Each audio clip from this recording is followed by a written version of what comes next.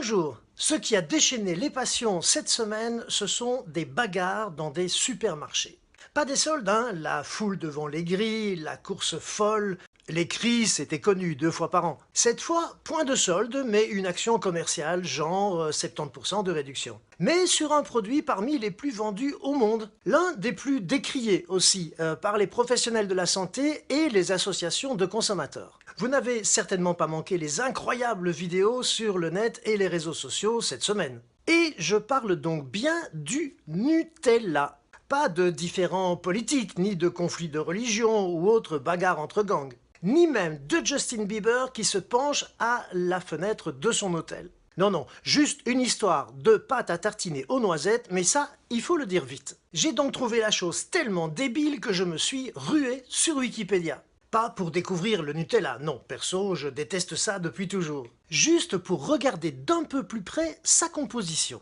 Pourquoi ? Bah tout simplement parce que j'entends sans cesse les gens dire que c'est de la merde en bocal, qu'on lit sur Facebook des tonnes de messages qui descendent le Nutella, et donc qu'il faut en protéger nos enfants et leur petite santé. Il y avait là quelque chose que je ne pigeais pas. Si c'est de la merde et que ce n'est pas bon pour notre santé, mon esprit primaire ne comprenait pas pourquoi ça se vend comme des petits pains. Qu'on tartine de Nutella, of course. Donc voici la composition de la dite pâte de noisettes.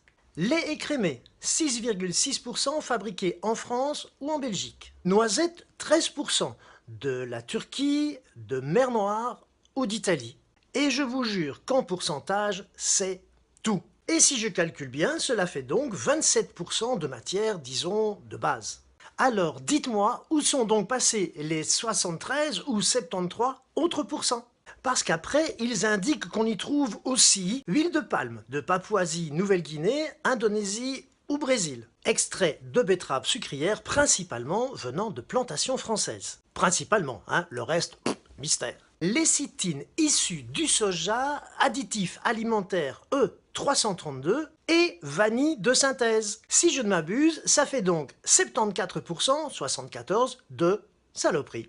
Tout cela est vérifiable et pour un produit pareil, les gens payent non seulement cher, mais se battent comme des chiffonniers jusqu'à faire de nombreux blessés, dont une vieille dame avec une commotion cérébrale. Quelques politiques se sont évidemment rués sur cette folie collective pour affirmer que c'était la preuve d'un appauvrissement de la population. Mais personnellement, je ne pense pas que les gens vraiment pauvres achètent du Nutella. Et c'est surtout, à mon sens, une terrible démonstration du pouvoir qu'ont sur nous les industriels qui, d'une simple promotion, arrivent à faire une véritable guérilla urbaine. Et ça, ce n'est pas une preuve de la paupérisation des Français, mais bien, à mon sens, une triste démonstration de la paupérisation de l'esprit.